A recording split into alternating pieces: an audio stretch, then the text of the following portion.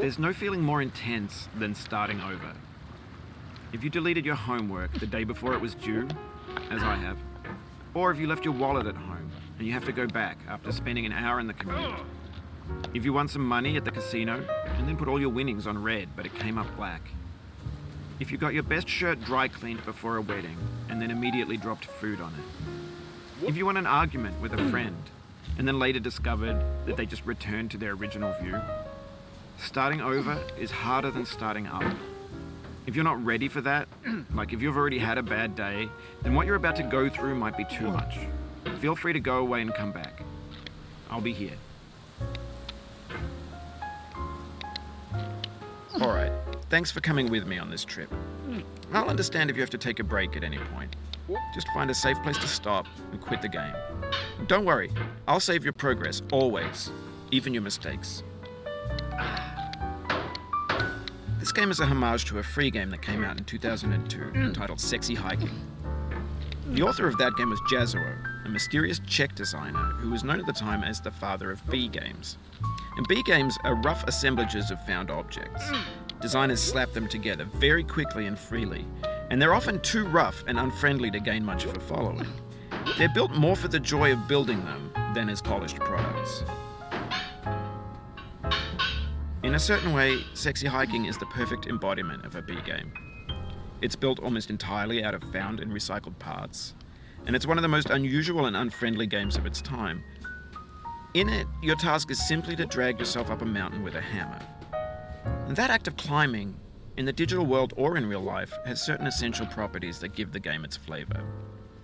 No amount of forward progress is guaranteed. Some cliffs are too sheer or too slippery. And the player is constantly, unremittingly in danger of falling and losing everything. Anyway, when you start Sexy Hiking, you're standing next to this dead tree that blocks the way to the entire rest of the game. It might take you an hour to get over that tree, and a lot of people never got past it. You prod and you poke at it, exploring the limits of your reach and your strength, trying to find a way up and over. And there's a sense of truth in that lack of compromise. Most obstacles in video game worlds are fake. You can be completely confident in your ability to get through them once you have the correct method or the correct equipment or just by spending enough time. In that sense, every pixelated obstacle in Sexy Hiking is real. The obstacles in Sexy Hiking are unyielding, and that makes the game uniquely frustrating.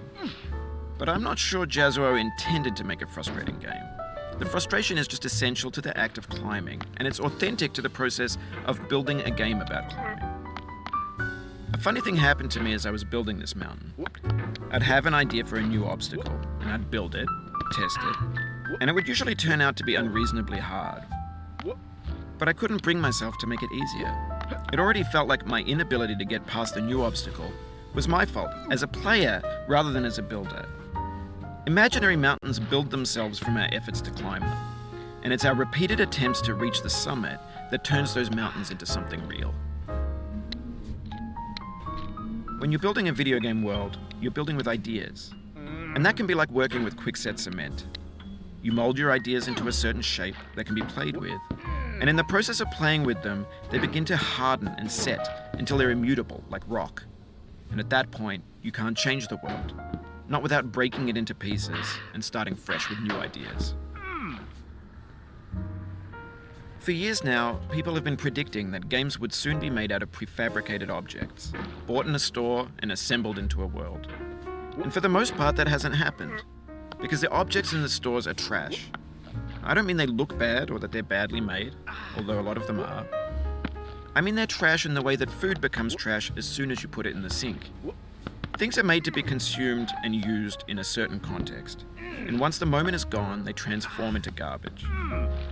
In the context of technology, those moments pass by in seconds. Over time, we've poured more and more refuse into this vast digital landfill that we call the internet. It now vastly outnumbers and outweighs the things that are fresh and untainted and unused. When everything around us is cultural trash, trash becomes the new medium, the lingua franca of the digital age. And you can build culture out of trash, but only trash culture. B games, B movies, B music, B philosophy. Maybe this is what digital culture is. A monstrous mountain of trash, the ash heap of creativity's fountain. A landfill with everything we ever thought of in it. Grand, infinite, and unsorted. There's 3D models of breakfast, Gen X's fanfic novels, Scan magazines, green screen Shia LaBeouf, banned stuff scenes on LiveLeak. Facebook's got lifelike bots with unbranded adverts and candid shots of Kanye and Taylor Swift mashups, car crash epic failed GIFs, Russian dashcam vids, discussions of McRibs, discarded, forgotten, unrecycled, muddled, rotten, untitled. Everything's fresh for about 6 seconds, until some newer thing beckons, and we hit refresh. And there's years of persevering, disappearing into the pile, out of style, out of sight.